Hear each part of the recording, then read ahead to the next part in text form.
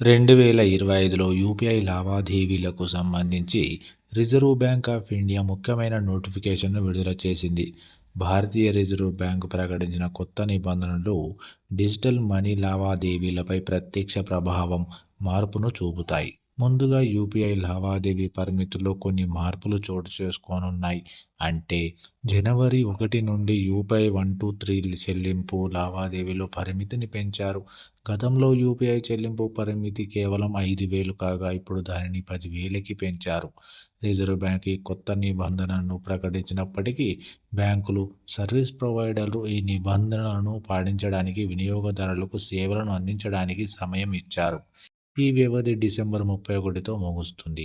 ఈ నేపథ్యంలో జనవరి 1 నుంచి ఈ కొత్త నిబంధనలను అమలు చేయాలని నేషనల్ పేమెంట్స్ కార్పొరేషన్ నిర్ణయించింది. అలాగే జనవరి 1 నుండి కొత్త యూపీఐ చెల్లింపు లావాదేవీ పరిమితిని అనుసరించాలని బ్యాంకులకు సూచించింది.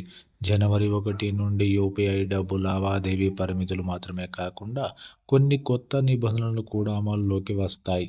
దీని ప్రకారం యూపీఐ 123 పే ద్వారా చేసే లావాదేవీలకు ఎటువంటి సేవా రుసుమును విధించరు.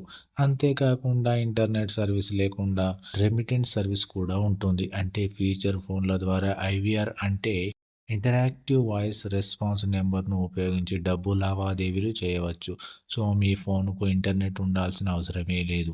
అదేవిధంగా జనవరి 1 నుంచి మరో కొత్త నిబంధన అమల్లోకి రానుంది. పాన్ కార్డుతో ఆధార్ కార్డును లింకు చేయడం తప్పనిసరి. పాన్ కార్డుతో ఆధార్ కార్డు లింకు చేయకపోతే పాన్ కార్డ్ డిజేబుల్ అవుతుంది. ఒకవేళ పాన్ కార్డ్ డిజేబుల్ అయితే ఆర్థిక లావాదేవీలకు సంబంధించి ఎలాంటి సేవలను నిర్వహించడం సాధ్యం కాదు. సో, ఈ 2 అంశాలను జాగ్రత్తగా గుర్తుపెట్టుకోండి.